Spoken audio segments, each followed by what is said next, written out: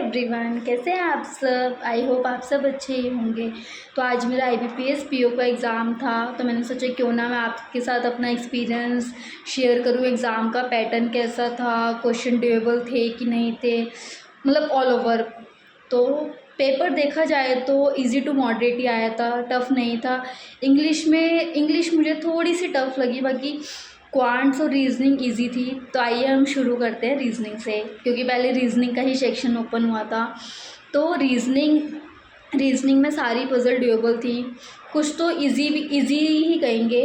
तो मेरी सारी पज़ल बन गई थी, एक को छोड़ के, जो कि लास्ट में एक पज़ल थी कि उसमें 10 से 11 लोग थे और उनको तीन सिटी से बिलोंग करते थे वो।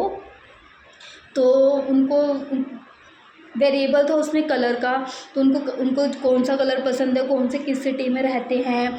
तो उसमें मेरे 2 प्रोजेक्शन बन गए थे, लेकिन जो लास्ट में एक मुझे बस एक बार दोबारा रीडिंग करनी थी कि वो प्रोजेक्शन कट हो जाए, तो बस उसमें मेरा टाइम नहीं बचा था, तो मेरा वो पज़ल छूट गया और मेरा ब्लड रिलेशन रह गया। तो बाकी मेरे क्वेश्चन सारे इजी ही कहेंगे, मुझे पेपर ठीक लगा। तो मेरे रीजनिंग में अटैम्प्ट हुए थे 27। उसके बाद आती है इंग्लिश की।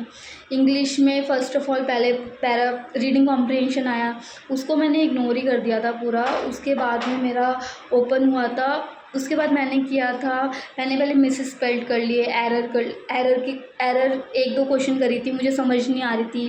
क्लोज टेस्ट कर लिया था, पैराजम्बल आया था, मेरे से वो सारा हो गया था।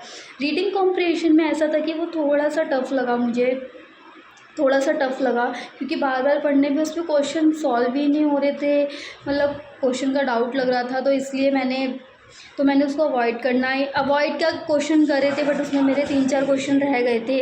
तो इससे मेरे इंग्लिश में 21 अटैम्प्ट ही हुए हैं।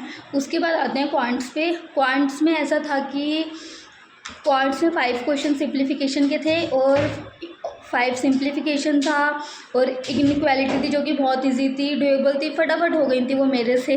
DI भी दोनों ड्यूएबल थी, दोनों फटाफट DI कर ली थी। फंसी मैं आके थी थोड़ा केस लेट में, मुझे केस लेट में थोड़ा प्रॉब्लम होती है, लेकिन फिर केस लेट भी मैंने उसको ध्यान ही नहीं दिया।